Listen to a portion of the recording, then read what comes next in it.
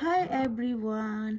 आज चाहिँ म त्यो अब डिनर गर्न चाहिँ यहाँनिर एक्लै अलग्गै रुममा मेरो रुममा अलग्गै आइरहेको छ यहाँनिर हो बाहिर हुनुहुन्छ नानीसँग बसेर खाँदैछ र आज चाहिँ मेरो के चाहिँ स्पेसल ढेँडो खाँदैछ है ढेँडो गाइस ढेँडो चिकन ग्रिन चिल्ली छ अनि त्यसपछि यहाँनिर घिउ हाल्दैछु हो नानीसँग खानु पर्यो हो अन्त घिउ हाल्दैछु के गर्नु नानीसँग खानु पर्यो साह्रो छ नानीसँग रुन्छ फेरि हो आमा सबैजना बाहिर खानुहुँदैछ त्यही भएर म त्यही नानी पक्रेर खाँदैछु म स्टार्ट गरेँ त है यस्तो चाहिँ अब कसरी देखाउने घोप्टिन्छ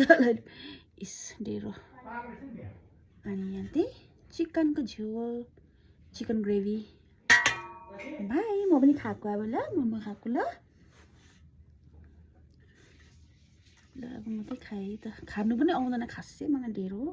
तर रहर लाग्छ नि कोही बेला खानु है अनि म चाहिँ रुममै एक्लै यहाँनिर बेडरुममै बसेर खाइदिएको पो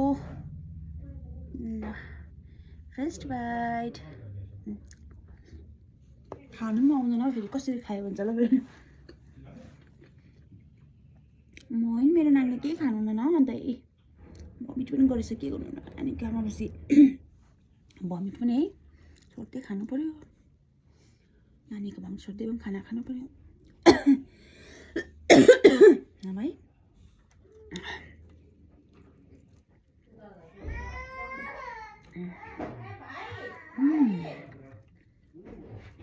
अलिक अन्धेरो भयो यहाँनिर लाइट उतापट्टि भएर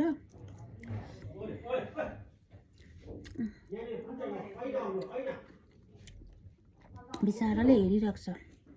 माया लाग्दै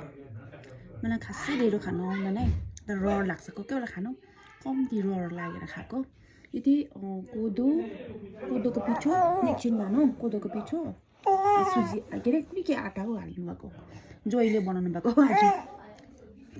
अब खाना खानु पनि नपाउने भयो अब म ल ओ पारा हेर्नुहोस् त को रहेछ भाइ रहेछ चारा हेर्दा पनि साह्रो पऱ्यो अब आमा खाइसकेर भाइलाई पनि दिन्छु ल खाना ल बुबु दिन्छु ल सरी गाइस मैले यताको लाइट बाल्नु बिर्सेछु अब उठ्नु पनि अप्ठ्यारो अन्धेरो भयो मेरो भिडियो चाहिँ मिठो हुँदो रहेछ तर बेला बेला खानु डेली चाहिँ खानु सक्दैन चिल्ली